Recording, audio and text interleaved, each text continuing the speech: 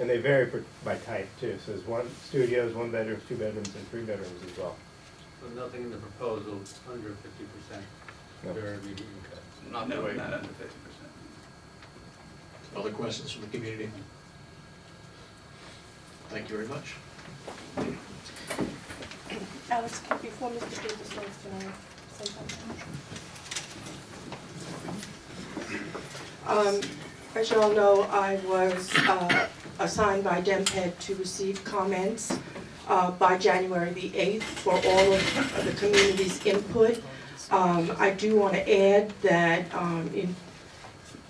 officially yesterday I received a petition with 44 signatures in support of the People's Hotel project with comments. I have not yet been able to verify that all of these people actually live in this area. I am assuming they are all residents or owners in the area.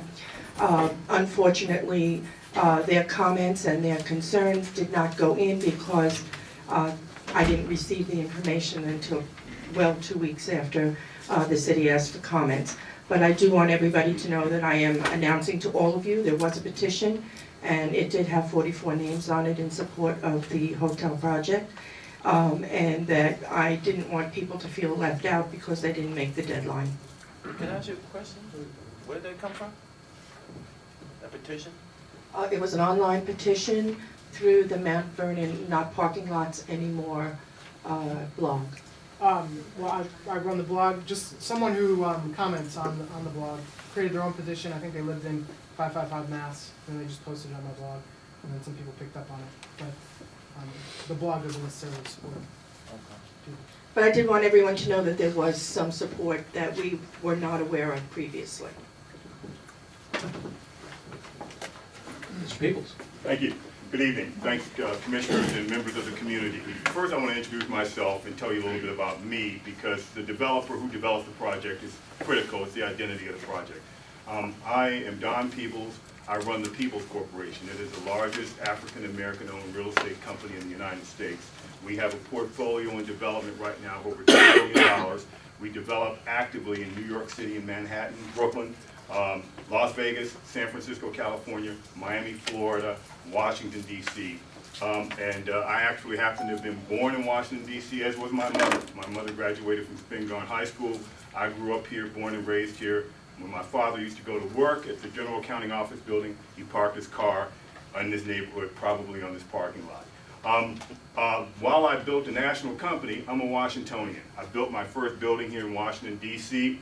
Over 25 years ago in Anacostia at 2100 Martin Luther King Avenue. This government gave me an opportunity to get a first start.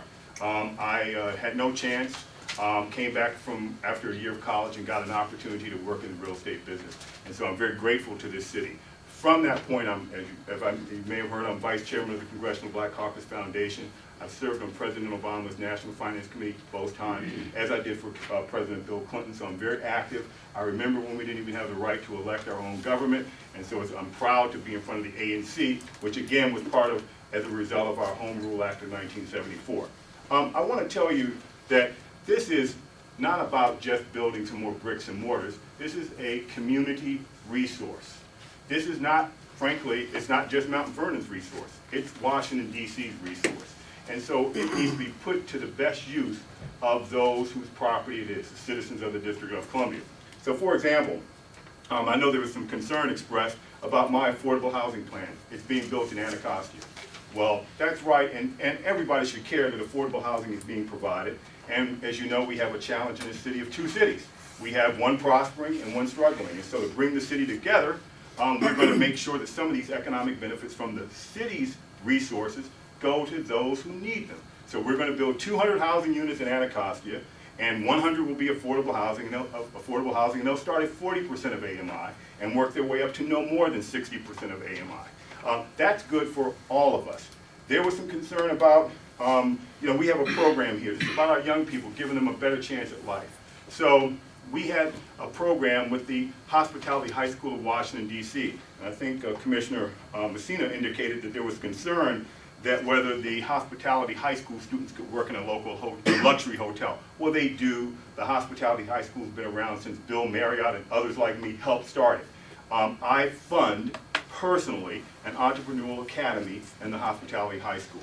They will be working in this hotel, getting an opportunity to learn how to work in the hotel and how to hopefully one day own one. My grandfather was a doorman for 41 years at the Marriott Wardman Park Hotel, and now I own hotels in this city, and that's what our property should be about, something bigger than just bricks and mortar. One of the other things here is the jobs. We have an unemployment crisis in many parts of the city. Well, no one else is building a hotel, and hotels create more jobs than any other asset. We will create over 400 full-time jobs. Full-time jobs for DC residents, 900 jobs during construction between our construction team and our pre-opening hotel team. The hotel will enhance values of property because it will bring life to the community, it will bring life and activity there, and there's no traffic because people park their cars, they take taxis instead of hotels. Also, we have proposed and are committed to a park for our young people, 2 parks for our young people. Here they are. And they're in both Seton Park and at Milan Park. And Milan Park will also incorporate dogs to be able to play with kids and so forth. But these are parks for people, for our community, and we will put $2 million in escrow. But also, I'll pay whatever it takes to pay to get it done. And also, of the bidders that are here, and take nothing away from anybody else, I can obligate my company because it's my money. And so I choose to have an agenda for our company. And our company's agenda is bigger than just bricks and mortar. We're going to build great architecture, we're going to create jobs, we're going to create opportunities for young people to recreate in the city and make our community livable, and also at the same hand increase property values and make the neighborhood safe. There was another concern about whether a hotel makes the community safe. Of course it does. It creates foot traffic and life in the neighborhood. So with that, this is a project not just for Mount Vernon Triangle, but for the District of Columbia. So thank you. Thank you. Questions for Mr. Peebles from members of the commission? Hearing none, questions from the community, sir? Yes, do you have any other hotels in the district or the area? Yes, I do actually. I own a hotel at 900 F Street. It's on the corner of 9th and F Street. It's a Courtyard by Marriott hotel. In fact, it happens to be one of the top 3 performing courtyards in the system worldwide. And also, this is important. By the way, I'm all for opportunities for everybody, but our hotel has been run by, it was opened by an African-American woman as general manager, and it was the Courtyard of the Year system-wide, and it's been a top performer throughout there. And we hire 90+% of our employees are District of Columbia residents. Many of our Hospitality High School students have passed through there as well. Other questions? Yes, sir. What about meeting space for the community? We have, of course, the hotel has more than just a meeting room that you would hear in an office building or the like. This hotel will have ballrooms, meeting space, and they all will be available for community purposes on a first-come, first-served, subject to availability, free of charge.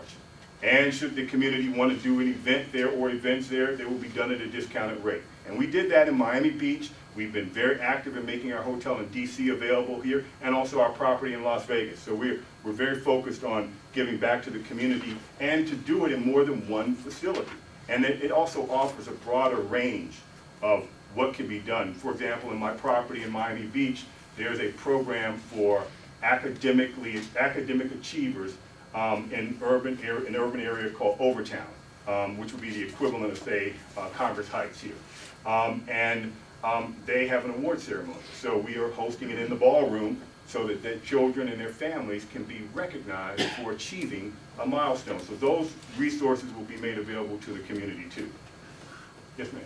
How many people does your ballroom hold? And I did not know how many parking spaces you have. Parking spaces, I believe we're at somewhere north of 100. I can get back to you on the exact number. The ballroom, depending on breakout space, will hold up to 300. It's a more intimate hotel with breakouts, so you can break up the ballroom into 3 areas, but combined about 300 or so sit down. One last question.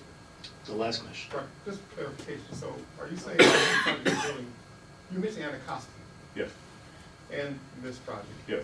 So are we talking about 2 projects? Yes, the city's getting 2 for 1. The whole idea here is downtown's prosperous. does well. This is our economic engine for the city. The challenge in this city is not downtown. It's not Mount Vernon. It's parts of Mount Vernon when we go north, but it's east of the river. So how do we incorporate and get them to buy in to what's going on downtown? We get them to buy in by giving them jobs over there. And by the way, my job total does not include the 350 construction jobs that will be created in Anacostia. And by the way, I own the land because I built the first building that was built over there in 4 decades when I built 2100 Martin Luther King Avenue. So I have the land, I'm going to put my money in it, and we're going to build that there. So there are jobs and housing east of the river, and then the right use here. This is an economic engine, hotel use. Pays the biggest bang for the dollar and the least intrusive to the residents, and the one that enhances value more. And then we have on the top, high-end residential that will be on par with anything else in this city. So the idea is take the economic impact and make it the best use and the most profitable, the one that generates the most jobs, the most revenue and taxes, and then take some of those dollars and bring them east to the river, and I'm going to subsidize affordable housing and market rate housing collectively. We're building 200 units, market rate for 100, and another 100 will be affordable between 40 and 60 of AMI. All right, and I apologize, there was one other question in the back. 130 parking spaces, by the way. Whoever asked, you asked that 130 parking. No move rooms. Do you have a flag? And do you require any government subsidy? Okay. No, I don't need any government subsidy. 2, we have a flag. It's called Standard Hotels. It's one of the most acclaimed boutique hotels in the world, but they're neighborhood oriented. I urge you to look at the Standard in New York or in Hollywood, in West Hollywood. And the number of rooms are 200 rooms. So, a boutique hotel, somebody who doesn't want to stay at the Marriott Marquis, wants something more intimate, more fun, they go and stay there. A little more out of the box. All right, thank you, Mr. Peebles. Thank you. This property is in Commissioner Masida's single-member district, so I'd like her to have the first opportunity to comment and make any observations that she may choose to.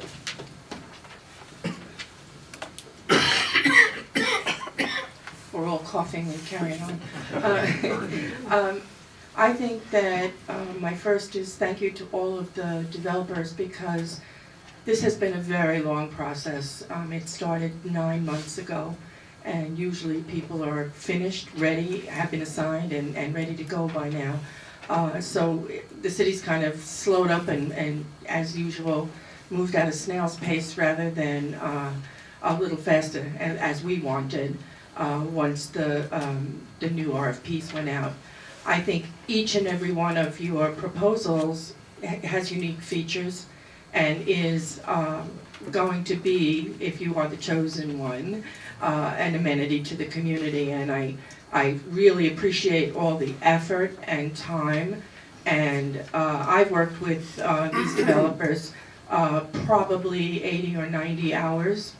I've looked at plans. I've gone back with the different developers, and we re-looked at what could be cut, what could be changed, what could be this, what could be that, getting them to get to the Park Service. I know some people in the community are leery that that won't happen, but it is my understanding from talking to someone in the Park Service that they are willing and they are ready to have someone help take care of those 2 little parks on the corner of Mass and 5th and I there.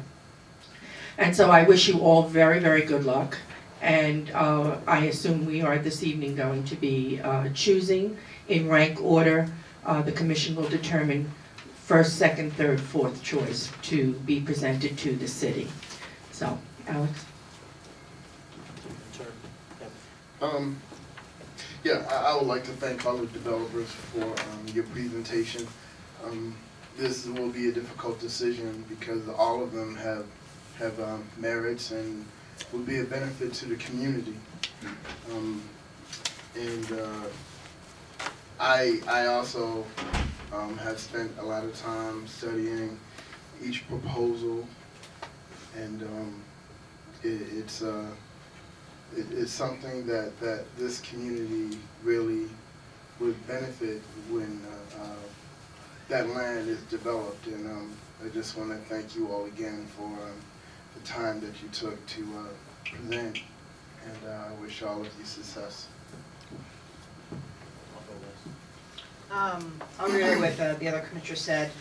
It was a tremendous amount of time, and especially to thank Marge. Marge did a fantastic job meeting with all of the different developers over and over again, so that all of us, Marge gets the greatest amount of thanks. But I think for myself, all the proposals are great, but it's gonna be, it's kinda hard to choose one, but I have my ideas.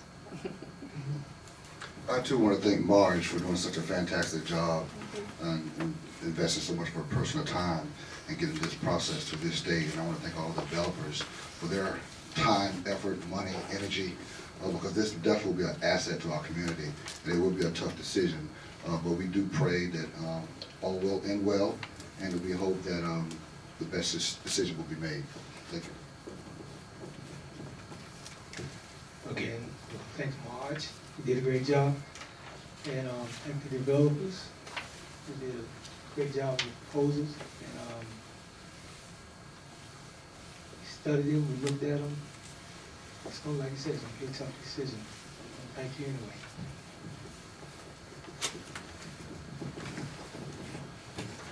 I'll join the chorus of gratitude to Marge. I know that she went above and beyond the call of duty here. She was available to all the developers as many times as they wanted to communicate and meet with her, and also to each of the development teams for having listened to the comments that were made at the community listening session in December.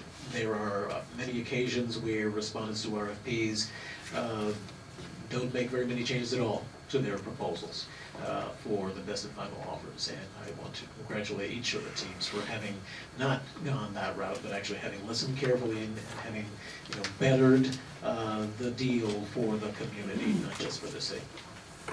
All of that having been said, we are tasked this evening with selecting a first, second, and third preference among the developments developer proposal that we've seen here this evening.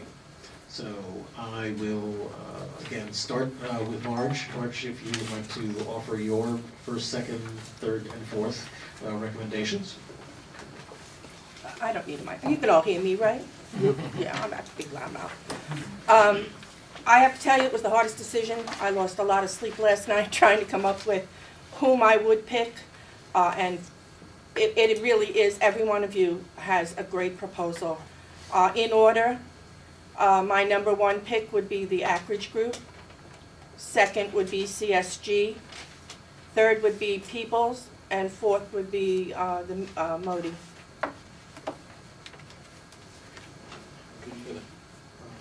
You want to go last? Well, well, not last, but you can go last, but just give me my thoughts. Sure. Michelle.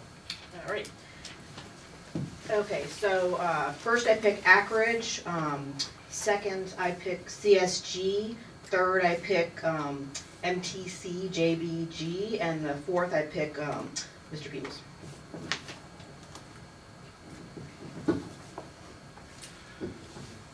First, Akridge. Second, CSG. Third, Peoples. Fourth, JBG.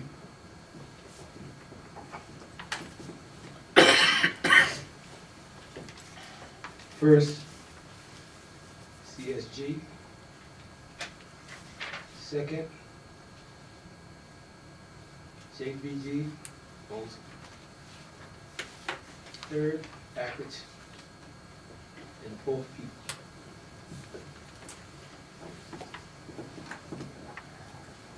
Roddy. Sure, yeah. My first choice was CSG, second was Akridge, and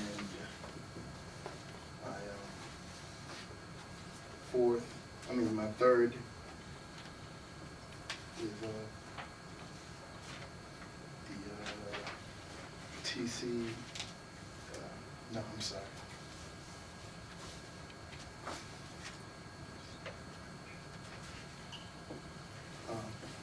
I'm sorry, CSG, Akridge, Peoples, JBG. and JBG.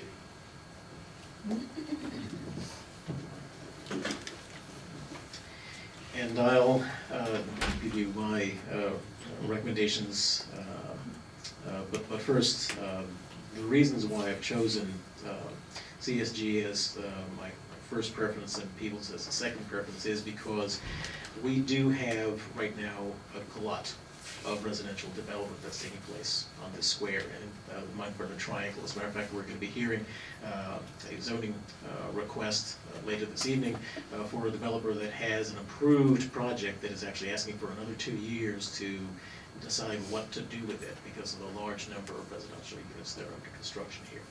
And for the other reasons that have been mentioned, including the fact that both of the office building and the hotel projects would bring additional daytime foot traffic that would help to support the restaurants and other retail that are already here and that will be coming. So again, my first choice is CSG, followed by Peoples, Ackridge, and JBG. So, based on my notes, it seems that since we only have 6 commissioners here this evening out of the 7 that sit on ANC 6E, that we have a tie right now between CSG and Ackridge. So, I would like to suggest that we have representatives of CSG and Ackridge to come forward, and the commission will ask some additional questions. And Alex, we don't have to do that according to, we're only asked to rank, and they can be ranked so the we same. have, so we can rank a tie rather Yes, than, we can is leave it as is a that the tie. preference of the body, that we equally rank 2 developers rather than trying to get to a single #1 recommendation? I'm fine with that. I'm fine with that. Alan, you okay with that? Tie? Yeah? Okay, Kevin? I would prefer to have a single one. Okay, and I would also prefer to have a one, if we can get to that. So it would appear that we're tied all ways around. So at this point, we would rank CSG and Ackridge as equal as #1. And then we have 2 additional slots, and I can try to do the math here to see where our previous round got us, and see if that meets with everyone's approval.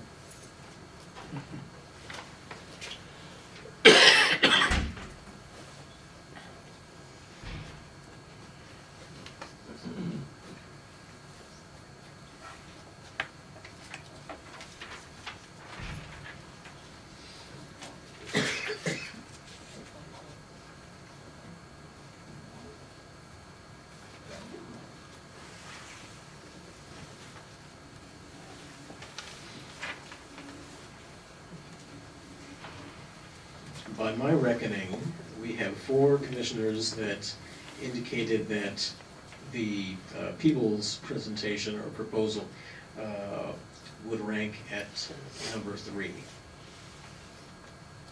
So I would suggest that #3 in our recommendations to the Deputy Mayor's Office would be Peoples.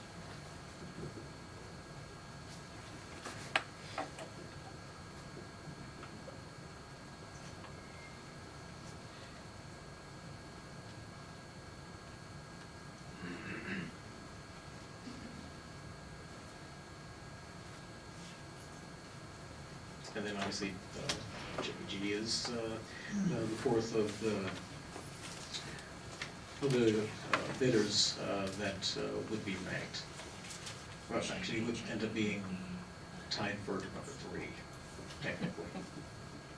So, at this point, we have CSG and Ackridge tied for #1, following up in the 2nd position, Peoples, and in the 3rd position, JPG.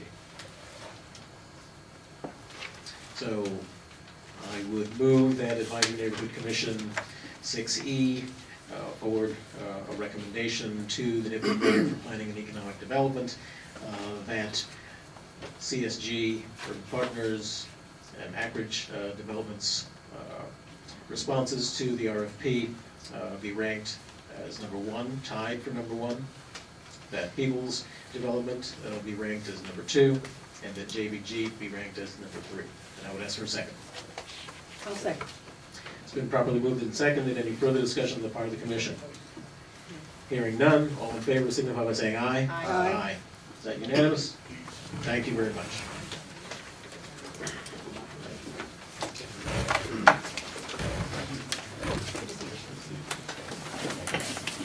Good luck. And we'll go ahead and provide to the deputy mayors the score sheet that we had for each of the developers. Thank you again, ladies and gentlemen, and good luck. ANC's recommendations are only advisory. You do not make the final decisions. So the final decision will be made by the deputy mayor's office. Thank you for all your and the hard mayor. work. So, Thank you. good luck.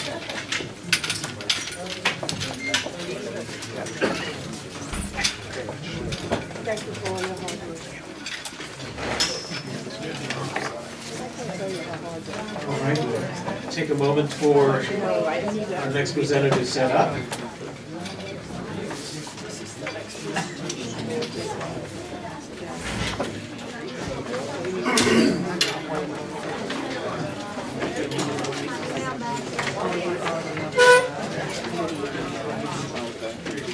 Folks want to move up forward, so there are seats in the front of the room that have been vacated. You don't have to stay in the back.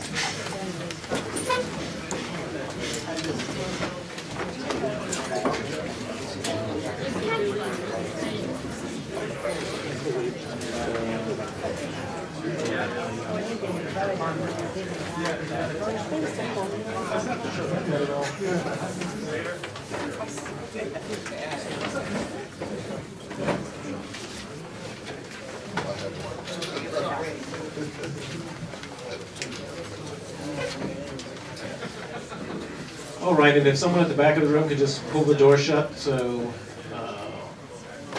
you're not distracted by the noise in the hallway. This next case is 415 M Street Northwest. This is a request for support for historic preservation design review. There's partial demolition involved in this particular project, and also renovation and additions to the building for a condominium development. Hello everybody, my name is Pat Moran. We're here with architect John Nara and Stuart Kane. Mr. Moran, put the microphone by your fire. Oh, sorry about that. Is that better? Close your chill. Good? There you go. Everybody hear me?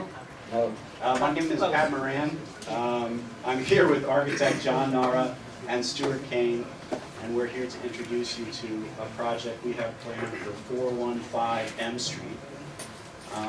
Our hope in coming before you today would be to garner both the support of the community as well as the ANC for when we go in front of the historic board at the end of the month. I'll explain a little bit about the project, and then I'll turn it over to John, who will describe some of the features we plan on putting in. Just to place you in your head, the project itself is revolving around this building right here, which is in between 4th and 5th on M Street. Currently, there's an existing building that's bright orange and an empty lot right next to it. Our firm, BlackRock Holdings, will be the builder and the developer. We bought it because we really thought that it was a beautiful building, a diamond in the rough, if you will. The building itself was built pre-Civil War, so it's very old. It has wonderful historic features in it. Currently, it was single family. There was a mother and daughter that were living there, and our goal would be to convert that single family into 6 condominiums. We would achieve that by 2 additions. One of them would be taking building a new structure that connects the old building to its eastern neighbor. And the second addition is off of the rear. All in all, we would take 4,500 square feet of existing building and turn it into about 10,000 square feet, which is divided into 6 condos. The condos are nice, they're big, I think the smallest one's about 1,200 square feet. 2 bedrooms, 2 baths, with a den in most of them. That's pretty much my spiel right there, and I'll turn things over to John to talk a little bit about some of the features. Thanks, Pat. It was a good introduction. I just have a few items to add. Right now, we've been working closely with historic preservation for the restoration of the existing structure. So we'll be removing the paint from the facade and repointing the brick, restoring the window heads, replacing the windows in a historically accurate manner. And part of our approach with the building, at least with the infill lot, was to not pretend that the infill was a historic piece. It's been a missing tooth in the street wall for a long time. We didn't want to pretend that we were filling that piece with the historic items. So the architecture is a counterpoint to the historic building, so that that structure can stand on its own.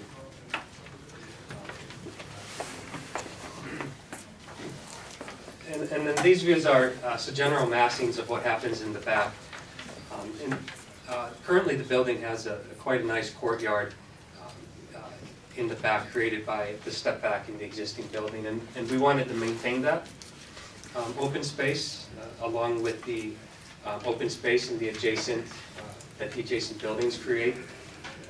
And so the massing of the building steps in that manner to maintain that open space. Yes. Happy to answer any questions. Well, let's start with any questions from the community. Okay, all right, so this is any constituents are here familiar with the 415? Okay, we'll get you, don't worry. So this is in my area here, and there's been much discussion over a month about constituents that actually live on that block of the M Street. It's been posted on my Facebook page, and they've emailed me privately and all that. So this tonight is about historic preservation, not about the parking, for those who are worried about the parking. But the overall consensus with my